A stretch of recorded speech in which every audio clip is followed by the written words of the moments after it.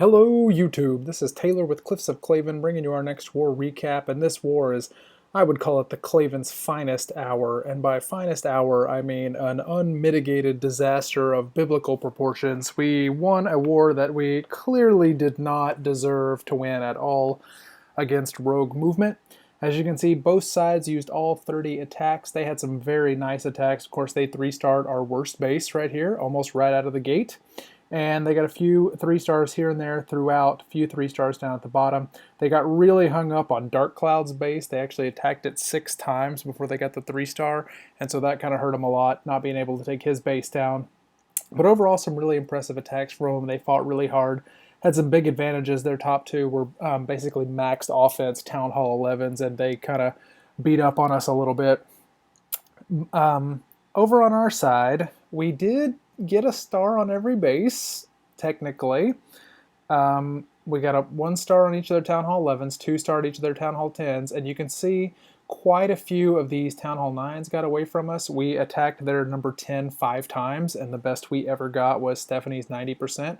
So 5 attacks against a Town Hall 9. Pretty standard for the Clavens. So we did get more 3-stars than them, and that was the difference in war, but we had to work pretty hard for them. We had Town Hall 10s dipping down to take care of 9s. Then we had more Town Hall 10s dipping down to clean up after the Town Hall 10s that dipped down to take care of Town Hall 9s. And it was pretty much one of the worst wars that we've ever been in, and definitely did not deserve to win it at all. In fact, this recap, I have to go all the way down to number 11 before I can show you a 3-star that was not a dip attack. And we're going to get a lot of variety in the 4 attacks I'm going to show you. We had 4 3-stars that were not dips. Whole lot of variety in these attacks, though. You're going to see a whole bunch of different attacking styles from all 4 of these players. So I think we'll get something out of it. And the first one is LizzyE, who is using a mass valk attack with 4 heals, and this was a fresh hit 3-star, so very nicely done to LizzyE coming in and getting the fresh hit. She's coming in on the right side. We actually debated in chat whether or not she should come from the bottom or from the right, and I suggested that she actually attack from the bottom, and so she did the wise thing, which was to attack, and that's pretty much why she got the 3-star. Rule of thumb, if you're in a clan, the best thing to do is to ask your leader for advice, and when they give it to you, just totally disregard it, because honestly, we almost never know what we're talking about. So she drops down the valks and gets a heal on them for them to take care of the clans. The healer, I don't understand why there's a healer, whatever. So the valks are basically just going to stay in heal. Down here you can see your heroes are doing some work. This is like genius Barbarian King AI that he beats through the wall instead of just walking around. But the heroes do get down and sort of take care of this bottom section while she's got the valks working on the top section. She does still have 1 heal spell left that she's going to drop on those upper defenses. And then basically her heroes and this golem are going to come down and take care of most of the bottom.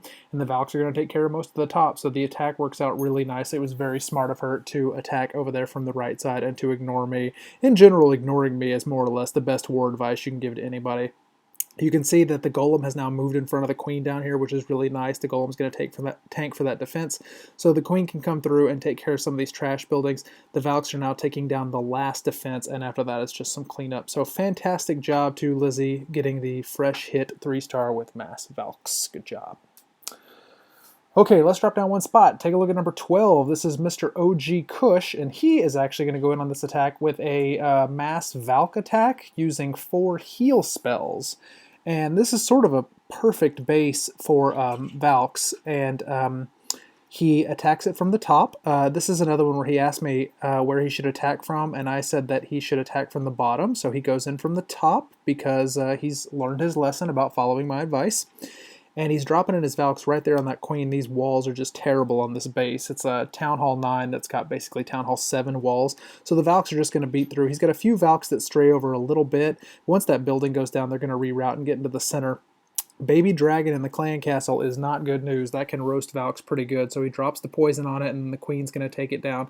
And his valks split on him, but it actually works out okay. He's going to be able to keep them in heals for most of the attack, which is why he brought those 4 heal spells.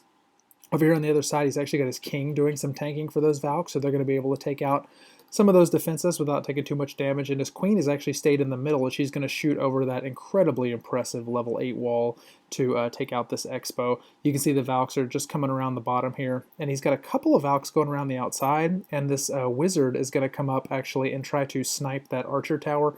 Almost gets it, doesn't quite get the job done, but the Valk up there is going to beat through the wall and take care of it. And so now he's just got these archer towers out on the edge, and once he gets those taken care of, not a whole lot of base left, so fantastic job to MrOgCush, who gets the 3-star, and I believe this was a fresh hit 3-star as well. So excellent job there, good 3-star. All right, let's drop down one more spot and take a look at Cory, though, going in on number 13, and she is bringing a mass Valk attack with 4 heals. So this is one of those dead zone bases that has just the wall spots here in the middle. I don't really know if that's an effective base design or not. It definitely was not effective in this particular attack, but you do see that on occasion. Cory, though, is bringing in a whole horde of wizards and makes just a gigantic funnel before she drops in the Valks, just wizards all along that side to make sure that the Valks are going to go where she wants them. Another baby dragon in the CC, which is not good for Valks. That thing can really pump out a lot of damage against those Valks, but the Valks are having none of that. They're just going to beat through the wall and just run to the outside trying to escape the baby dragon, and it does get taken down by the wizards and the archer queen. So she got a little bit of a split here, a few Valks over here on the other side with that golem, but the majority of her force is circling the base, which is sort of interesting considering how wide she made the funnel with all of those wizards, but as you can see, Valks have a mind of their own, and even though she did make a really nice funnel, they were having none of it, just beat through the wall and ran around the outside of the base. So that is proof that no matter how well thought out your plan is, Valks are going to screw you every single time. So the queen actually is going to come up and take out this Tesla farm, and you can see that Golemite just barely got in front of the queen to start taking for some of those defenses. Queen still has her ability left, though, so after she takes down a Tesla or two, if she gets in any danger, Cory, though, is going to be able to pop that ability and take out the rest of that Tesla farm, which she does in just a second. There we go. And the Valks over here on the other side are standing in heels, about to beat through those level 8 walls and take down the clan castle and the last couple of defenses. So a fantastic attack there, getting the 3-star.